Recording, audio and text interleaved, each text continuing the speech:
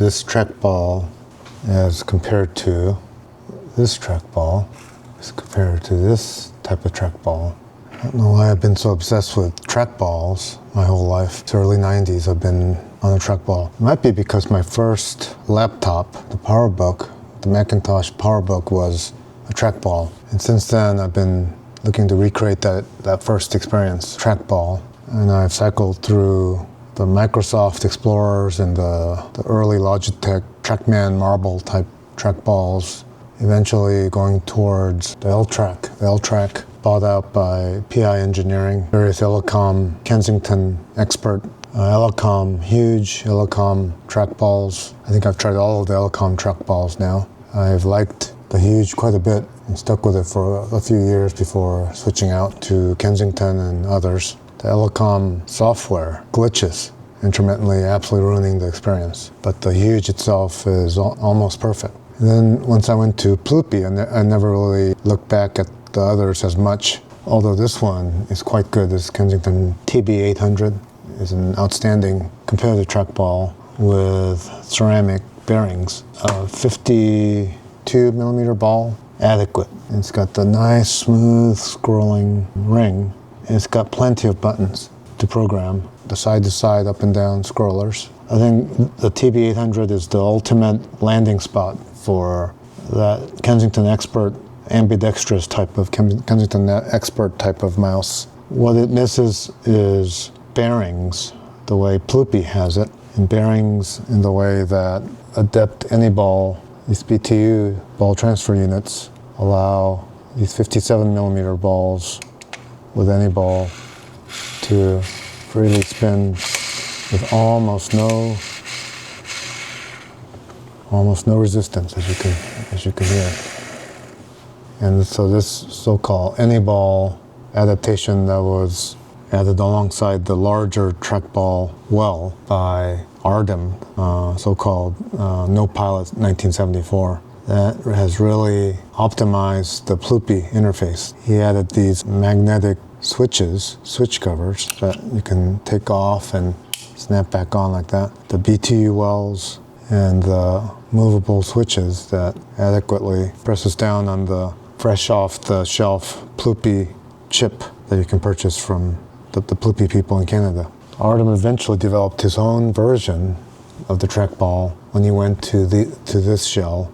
He calls it the EndGame, the eFog Dev EndGame, and it really is the finale, the ultimate. His first shells had this fragility about these connectors that made it very brittle, and these little supports would crack. And so he developed this newer shell that has very sturdy struts underneath, and he has done away with the need for magnetic buttons, although you could still super glue them on top of it. But he still has the core BTU. He's got two sensors, as you can see. He's got the throughput for dust, and he included these toggle switches, which this one I taped off because it's annoying when it engages because it moves tab to tab in your browser. But overall, this is probably aptly named the EndGame because it wants for nothing. This mouse is just about perfected. When you have this size of a mouse, 52 to 57, it really is an optimal rolling surface with optimal inertia,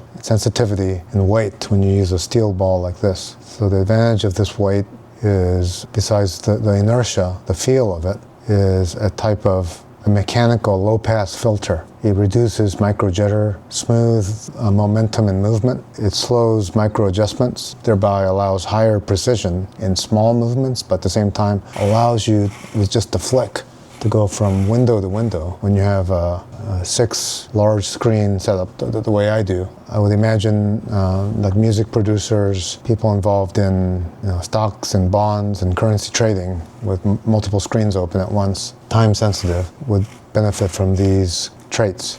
So high mass effects, and the ball material itself gives you kind of a sense of quality, stability, sturdiness, and just increases your confidence. Just mouse movements and moving about computer screen. That is hard to describe and hard to improve upon it. I think once you move to 60 to 68 millimeters, the smoothness is maximized, but then the weight starts mashing down on the BTU unit, so you have to make sure that it won't crack your shell. One of the issues with these large balls I found is that, so when you have, now this is a 65, 63.48. So when you have a 63.48 diameter steel ball, the momentum you're going to experience is absolutely tremendous. The inertia is just enormous. It's extremely pleasing to the feel. And the roll starts with a little bit of effort, but then you can fine control it to a great degree.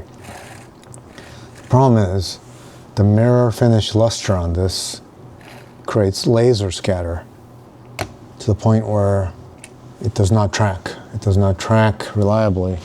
And so you have to etch it or micro etch it. I think I've shown it before using like citric acid and steel, tiny steel rods in a vibrating bowl. Then it will track. It will track, but there's increased jitter to the tracking, at least on this particular, what do you call it, micro abrasions that I set up on it. I'll have to do it in a different way. Maybe it will need to be rougher, kind of a more rougher etching to give it a more constant up, down, left, right consistency in the movements and the tracking. It's quite pleasing to the feel. Very satisfying movements feeling. That feeling of inertial gravity.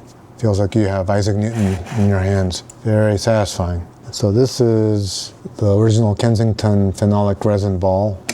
So this one is light as a feather, comparatively. So I think this one is 52. The standard billiard ball is just over 57 millimeters. So I'm using that right now. So after using a steel ball for a while, it gives you a sense of flight, extreme dexterity, agility, when you move from a steel ball to the phenolic resin ball. Even though this is no lightweight ball, it's a standard billiard ball. And what I've ordered is a 61.5 millimeter carrom ball. Carrom is a game in which you knock your cue ball against two other carrom balls, and using geometry you score points by hitting both balls. And so those carrom balls, being 61, will fit in this well perfectly, or almost perfectly, with maybe like a couple of millimeters. So you should still have the agility, but being a larger ball, it'll give me greater mass effect, better coasting, smoother motion, greater surface leverage, larger finger contact area, increased sensor distance. It will give me possibly a higher force requirement, but it will not create a higher static friction. It will give me higher inertia. It will, to a greater degree, filter out my hand movements, micro jitter, smoothen cursor trajectories, and have more surface travel, more linear travel across my screens at smaller efforts. So I believe the 61.5 millimeter carrom ball will be the ideal size for this particular Adept Any-Ball shell system. I found the perfect place to print this. I don't have my own 3D printer. I don't want to maintain all the resin jars and the waste. The absolute resource it requires to 3D print various things. So I found this place called Get3dprints.com, based out of Utah. And they can print these using PETG, which is far superior to FDM printing. And so both of these are from that place. These are PETG shells, resin material. They're like the perfect structural consistency, strength, durability for these trackballs. So look for PETG material to print these out of. They're far better than FDM. I got one of these printed for FDM. Okay, so here it is. So this is an FDM printed version of Artem's eFog Dev shell. It messes up. The deposition too thick, like right here, so it doesn't flex. Like this one doesn't move at all. So then at the risk of the loss of the entire shell, I would have to go in there with either a heated scalpel or some other way and cut some of that structure down. Very risky. And so I've decided I'm going to do that only when I absolutely have to. but this is FDM material. This is it's a good-looking material, very consistent. As you can see, this one printed out pretty well. But these buttons don't flex. That one does. That one does partially, only laterally. That one almost. But most of these aren't flexing enough to depress the switches beneath. So that's a big problem with FDM. So I think, I'm not sure, but I think the Ploopy makers, they print their shells out of FDM also. But they've perfected their structure so that the switches, as you can see, flexes freely everywhere. I think their design is a bit thicker than Artem's. In any case, yeah, the Ploopys flex very nicely. But you can see the bearings. These are the roller bearings. They're quite noisy. Iteration of the Ploopy ball. It sounds like that. And the feel is somewhere in between a static bearing and the free roll of the BTU. But it's not an unpleasant sound. Yeah, the Ploopys are very nice. The Ploopy roller bearings are very nice. So the precision, the absolute precision in movement, the feel of the switches on the Ploopy are hard to beat. It took a lot of trial and error to finally beat it, but I think Artem done it. The trackball journey that started with the PowerBook trackball on the Macintosh, early 90s. Was it 92? That got me to the Logitech Trackman marble type balls, to eventually their latest, the MX Ergo.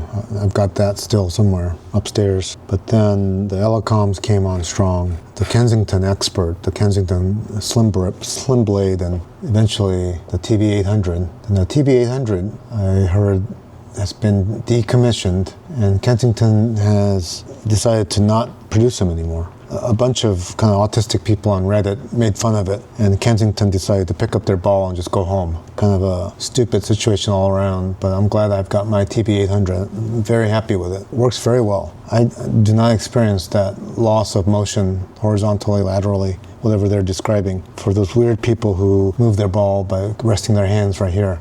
I mean, I don't do that. So I move my ball from below like this, and so I've not experienced that problem. But it's too bad this has been decommissioned, because besides the Ploopy, that is probably the best trackball. Or this is probably superior to the Ploopy, actually. It's just that it uses static bearings instead of rolling bearings. The bearings are inferior on this, but everything else about it is superior to Ploopy. So overall, I think this is the best trackball on the market, or was. But to get the best trackball on the market, you have to go to Artem in Ukraine and order one of these for yourself. Put in Rexroth BTUs, and in my opinion, use stainless steel balls to get the ultimate trackball experience. It's pure, rapid agility, in which case you use phenolic resin balls on Rexroth BTUs like that.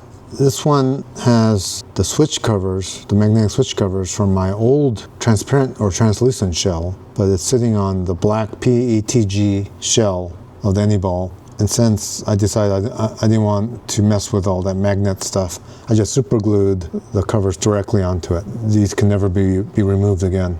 It's a bit tacky looking, but I don't mind how it looks. This thing is just an infant switch protector that I put on here just to occupy the space. Got a little blue tack to hold it in place. I never thought that it was worth printing out those little Star Trek triangles. I'll probably sand this down and paint this black eventually. So this, the Ploopy Adept Anyball Projects shell, my all-time favorite trackball, the EndGame by Artem right here, sits on my right hand. And this thing is absolutely precision accurate, and lets me just swing side to side from one monitor screen to the other in just one rapid movement, one quick movement, and all at the same time allowing this extremely fine pinpoint control. I can move it reliably, just micromillimeters at a time on the screen. I could draw with it, I could do whatever I want with it. So besides this ramble, what I have happening in the next few days will be that I shall be departing for Europe almost a month